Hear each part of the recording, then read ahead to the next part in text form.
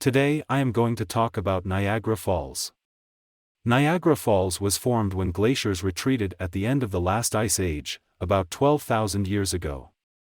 Yes, you heard it right, 12,000 years.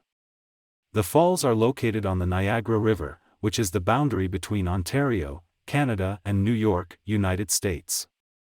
Niagara Falls is made up of three different falls: Horseshoe Falls, American Falls, and Bridal Veil Falls.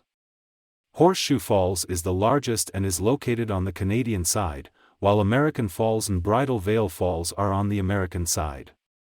The falls have a vertical drop of 167 feet and a flow rate of up to 6 million cubic feet per minute, making them one of the most powerful waterfalls in the world.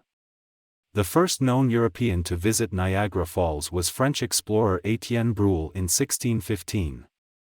Niagara Falls has been a popular tourist destination for over 200 years, and it was once considered a honeymoon destination for wealthy couples. Niagara Falls has been a popular tourist destination for over 200 years, and it was once considered a honeymoon destination for wealthy couples. The falls are also home to a number of species of wildlife, including birds, fish, and mammals. The most well-known is the American beaver, which can be found in the Niagara River and its tributaries.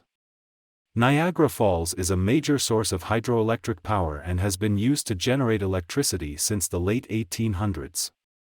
There is a legend that says that if a couple kisses in front of the falls, they will be together forever. The first known European to visit Niagara Falls was French explorer Étienne Brule in 1615. There have been many attempts by people to perform stunts at Niagara Falls, such as going over the falls in a barrel or crossing the gorge on a tightrope. The first recorded stunt was in 1827, when a boat filled with animals was sent over the falls. The first person to jump down the falls was Sam Patch in 1829. Charles Blondin was the first to walk across the gorge on a tightrope in 1859, and Maria Spelterini was the first and only woman to do so in 1876. Captain Matthew Webb tried to swim across the Whirlpool Rapids in 1883, but he did not make it. Annie Edson Taylor was the first person to go over the falls in a barrel in 1901.